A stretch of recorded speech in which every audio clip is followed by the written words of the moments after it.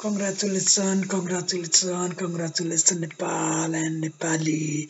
Finally नेपालले चाहिँ जापानलाई हराइसकेको छ। आज नेपालले टस जितेर बोलिङ रोजेको थियो भने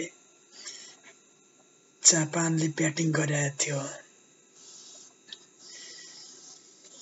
10 ओभरसम्म पुग्दाखेरि नेपालले सुरुमा एकदमै गाह्रो बनाइसकेको थियो। नेपालले एक विकेट पनि लिन सकेको थिएन 10 ओभरमा। तर त्यतिखेर गुलसन झा आएर ब्लास्ट हुन्छन् उनीले चाहिँ एउटा महत्त्वपूर्ण विकेट जुन जापानी खेलाडीलाई आउट गराउँछन्। त्यसपछि भने नेपालले कमब्याक गर्यो।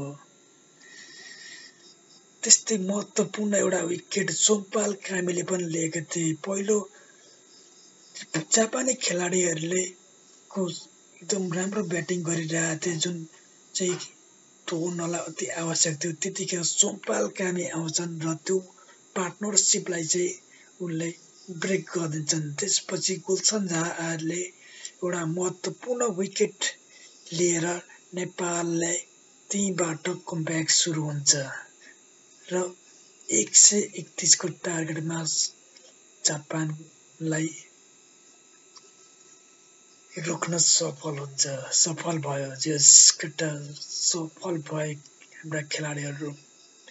त्यसपछि ब्याटिङको कुरा गर्ने हो भने आसिफ शेख खतरनाक फायर ब्याटिङ गरेका थिए भने जब आसिफ शेख आउट भयो त्यसपछि भने नेपाल एकपछि अर्को विकेट लगातार गइरहेको थियो। अब नेपाल हार्छ कि भन्ने पनि कता कता लागेको थियो। तर त्यसपछि यो गेमलाई जिताउनलाई भने गुलसन झा दिपेन्द्र सिंह ऐरी आइपुग्छन् अनि गुलसन झाले फायर गर्छन् ब्याटिङ अनि दिपेन्द्र सिंह ऐरी लगातार विकेट गइराख्दाखेरि दिपेन्द्र सिंह ऐरी र गुलसन झाले चाहिँ एकदम धैर्यताको साथ गेमलाई जितसम्म पुर्याउँछन् र गेमलाई जिताएका छन्।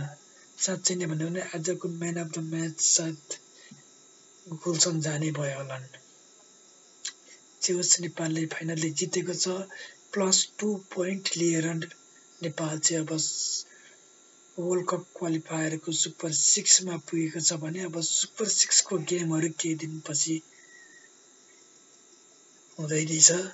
जस आशा गरौँ नेपालले राम्रै गर्नेछ। जय नेपाल, जय नेपाल, जय नेपाल।